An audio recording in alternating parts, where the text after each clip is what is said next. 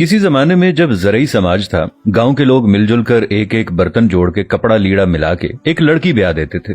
हर एक फर्द की तरफ से जो भी कुछ दिया जाता था वो बेटी या बेटे वाले की तरफ से बाजी होती थी, जिसका मतलब था कि आज हम दे रहे हैं, कल ये हमारे बेटे या बेटी की शादी पे हमें मिलेगी। ये एक तरह की कमेटी होती थी। इसके बावजूद कि शादी बाकायदा मनसूबा बंदी के साथ की जाती है, शादी का खाना देना या मेहमानों को दावत खिलाना भी एक समझ में आने वाली बात है। दूसरी तरफ मर्ग है जो कभी पूछ के नहीं आती। आने वाले मेहमानों की तादाद भी मुतय्यन नहीं होती, दिन भी मखसूस नहीं होते। बाज़ औक़ात तो 40-40 दिन तक सोग चलता है और खाने में हम बकरों और मुर्गों का मुतालबा करते हैं। लेकिन सवाल है कि क्या हम पैदा ही खाने के लिए हुए हैं? क्या हम मर्ग पे भी खाने के लिए जाते हैं? इसे तो एक तरफ रखिए, और कहते हैं ना कि दुख अपना अगर हमको बताना नहीं आता, तुमको भी तो अंदाजा लगाना नहीं आता। कुछ ख्वातीन किसी फातगी वाले घर भी जाएं तो वापस आकर इस तरह तबसरे कर रही होती हैं कि बेटी ने तो नया सूट पहना हुआ था, उसे तो दुख ही नहीं था। बहू तो ऐसे हंस हंस कर बातें कर रही थी जैसे उसकी देरीना ख्वाहिश पूरी हो गई हो। कोई ज्यादा रो रहा हो तो एतराज, कोई सब्र करके बैठा हो तो मसला, घर साफ हो तब तबसरा, साफ ना हो तब तनकीद। भाई तुम्हें किसने हक दिया है दूसरों को जज करने का? किसी का जूता पहनकर जब तक खुद नहीं चलते तब तक उसके चलने पर एतराज न करें। खुद तो 4 प्लेट बिरयानी तरावल करके डकार भी ना मारें और दूसरों पर ताबड़तोड़ हमले। खुदारा रहम करें, कम अज कम सोग में शामिल नहीं हो सकती तो बिला वजह उनकी इज्जत भी ना उछालें। ये वक्त सब पर हर घर में आता है और आना है।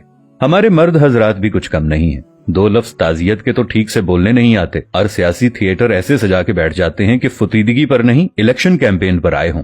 जिसके सर से बाप का साया उठाए कोई उसकी भी तो दिलजोई करे, उसके गम का मदावा भी तो कोई करे। लेकिन हमें किसी के गम से क्या, हम तो रस्म दिखावा के लिए गए हैं। हमारी बला से कोई मरता है तो मरे। हम तो पूछेंगे कि भाई जी खाने का इंतजाम हो गया ना, कितनी देगें बनवाई हैं? 10 देगें तो कम हैं, बरादरी भी है, महल्लेदारी भी है। वो बेचारा बाप के शोक को भूलकर इस परेशानी में लग जाता है कि कहां से कर्ज पकड़ूं, क्योंकि खाना सही ना बनाया तो बातें होंगी कि सारी जिंदगी बाप का खाया, मरने पर रोटी भी सही ना दे सका। हमें सोचना होगा कि कौन लोग हैं हम। मुसलमान तो दूर, क्या हम इंसान भी हैं? आखिर अशरफुल मखलूकात का ताज पहनकर हैवानियत की सारी हदें उबूर कर जाना कहाँ की इंसानियत है? मैंने मैयत के घर में ऐसी आवाजें भी सुनी हैं। जो देग पर बांटने में लगा हुआ होता है उसे कहा जाता है कि जरा प्लेट में 4 बोटियां ज्यादा डाल देना। वो दामाद भी आया है, उसे भी खाना देना है। वो बेटी जो माँ या बाप की मैयत पर रो रो कर हलकान हो रही थी, जैसे ही जनाजा उठता है तो वो सारा गम पसे पुश्त डालकर खाना तकसीम करने में लग जाती है कि ससुराल वाले भी आए हैं, उन्हें खाना न मिला तो सारी जिंदगी बातें सुनने को मिलेंगी कि तेरे बाप की मैयत पर तो हमें खाना भी नहीं पूछा किसी ने। मैंने इस बात पर भी तबसरे सुने हैं कि सालन में तो तरी ही नहीं थी, हमारी प्लेट में तो बस शोरबा ही आया। हम बहैसियत मुआशरा जालिम बन गए हैं। खुशियां तो कुजा, हमने मर्गों को भी अपने शरीके पूरे करने के लिए इवेंट बना लिया है। वो अकबर इलाहाबादी का शेर था कि जब मैं कहता हूँ कि या अल्लाह मेरा हाल देख, हुक्म होता है कि अपना नामाए अमाल देख।